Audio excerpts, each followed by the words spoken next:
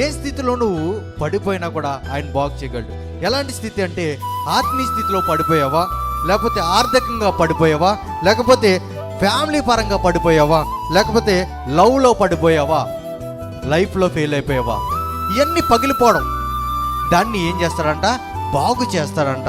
ఎవరిని? గుండె చెదిరిన వారిని బాగు చేయవాడు, వారి గాయములు కడతాడంట. ఇప్పుడు గాయములు కట్టివాడు ఎవరైనా? డాక్టరే కదా కట్టిది. గుండె ఏ రకంగా పగిలిపోయింది మీకు? మనుషులు చెప్పే మాటల వల్ల, లేకపోతే ఎవరినో ప్రేమించి విఫలమైపోవడం వల్ల, ఫ్యామిలీ ఎంత అనుకున్న ఫ్యామిలీని ఒక్కసారిగా ఫ్యామిలీయే మనల్ని మోసం చేస్తే గుండె పగిలిపోద్ది కదా. ఈ రకంగా గుండె పగిలిపోయి ఉన్నాయేమో. దేవుడు అన్నాడు, నీ గుండెని ఇప్పుడే స్వస్థపరిచి నీకు నూతనమైన హృదయం దయచేయబోతున్నాడు. హల్లెలూయా.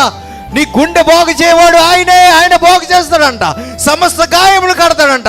సమస్త వ్యాధిని కడతాడంట. మారుస్తాడు. నీ స్థితిని మార్చి నిన్ను బాగు చేయవాడు ఆయన. దేవుడు చలవిస్తున్నాడు. మనుషుల వల్ల అవ్వదండి అది. మనుషుల కార్యం కాదు అది. దేవుడే చెయ్యాలి. దేవుడు తప్ప ఇంకెవరు చేయలేరు అది. ఎందుకంటే మనుషుల వల్ల ఆ గాయం జరిగింది నీకు. మళ్ళీ మనిషి దగ్గరికి వెళ్ళలేం కదా, దేవాది దేవుని దగ్గరికి వెళ్ళాలి. నేను అంటాను, ఇది కరెక్ట్ వే అంటాను. నీ గుండె పగలాలి. పగలకపోతే మంచిది కాదు అది. పగిలితేనే వాల్యూని తెలుస్తుంది నీకు. ఫ్యామిలీ మీద గుండె పగలాలి నీకు, అప్పుడు ఫ్యామిలీ వాల్యూ తెలుస్తుంది. లవ్లో ఫెయిల్ అవ్వాలి, అప్పుడే నీకు ప్రేమ విలువ తెలుస్తుంది. ఆర్థికంగా నువ్వు ఫెయిల్ అవ్వాలి, అప్పుడే నీకు ఆర్థిక బాధ్యతలు తెలుస్తాయి.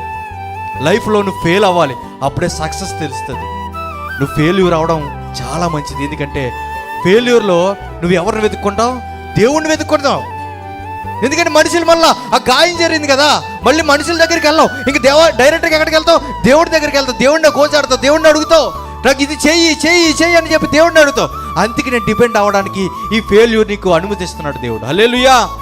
ఇప్పుడు నువ్వు చెప్పు, నా గుండె పగిలిందయ్యా, నువ్వు గాయాలు కట్టాలి, నా గుండె బాగు చేయాలి, నా మనసు బాగు చేయాలి, నా పరిస్థితి బాగు చేయాలి, నా లైఫ్ బాగు చేయాలి, నా సమస్తం బాగు చేసేవాడు నువ్వే.